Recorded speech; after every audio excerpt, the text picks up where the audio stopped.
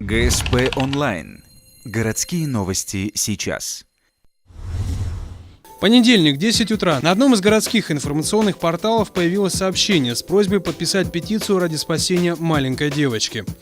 Пройдя по ссылкам, видишь дикую картину. На фотографиях у двухлетней Алисы синяки в половину лица.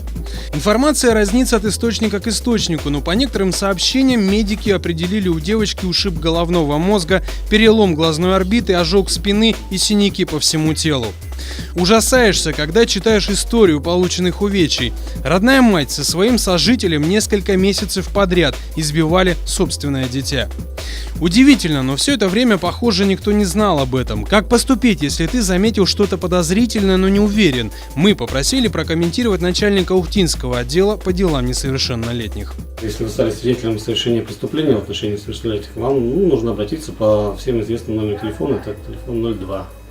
Если человек не хочет, чтобы о нем знали, как следует проверить, есть у нас телефон доверия, где у нас принимаются анонимные сообщения, также, и также можно напрямую к нам сюда обращаться в отделение по делам несовершеннолетних.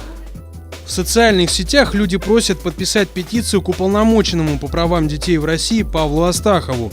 Нужно разобраться в ситуации.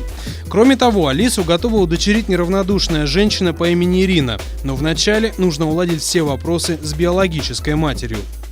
На сайте с петицией уже собрано более 35 тысяч подписей в поддержку обращения, нужно еще 14.